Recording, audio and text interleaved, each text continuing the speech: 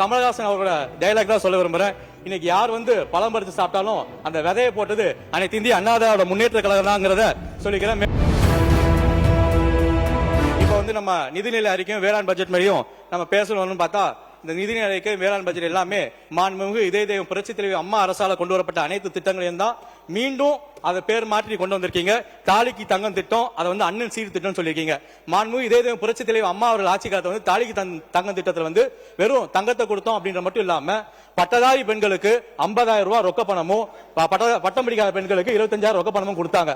அதே மாதிரி அது வந்து பெண்கள் வந்து கல்லூரி படிக்கிறதுக்கு ஒரு ஊக்கத்தை படித்தலமா தான் இருந்துச்சு. அதே மாதிரி இந்த அரசாங்கம் வந்து இந்த திட்டத்துல வந்து இதே மாதிரி ரொக்கம் பட்டதாரி பெண்களுக்கு 50,000 இல்ல பட்டம் படிக்காத பெண்களுக்கு 25,000 இது போல ரொக்க பணத்தையும் அறிவிப்பாங்களான்றத தெரிவிச்சுக்கிறேன். மாண்புமிகு பொதுப்பணித்துறை அமைச்சர் சொல்லும் போது இது அம்மாவோட ஆட்சி தான் அப்படின்னு சொன்னாங்க.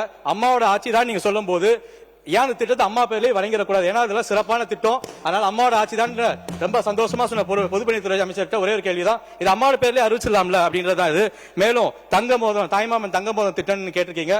தாய்மாமன் தங்க மோதிரம் திட்டமும் ஒரு அம்மாவோட பரிசு, அந்த தாய் 16 வகையான பலவை பெற்றவத்தில் சேர்த்து ஒரு மோதிரம் கொடுக்குறீங்க.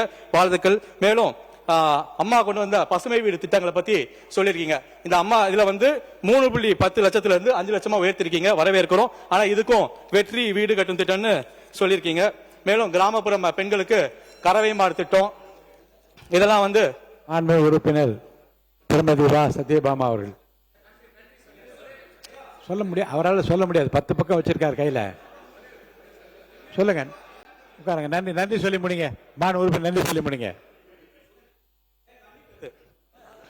ஐயா, மடிக்கணம் திட்டம் வந்து அறிவிச்சிருக்கீங்க, அதுக்கும் அம்மா பேர் அறிவிக்கணும். ஒன்னே ஒண்ணுதான் நான் சொல்லிக்கிற விரும்புறேன். அது நடிகர் கமலஹாசன் அவரோட இல்ல இது பட்ஜெட் மேலதான் கமலஹாசன் அவரோட டைலாக் தான் சொல்ல விரும்புறேன்.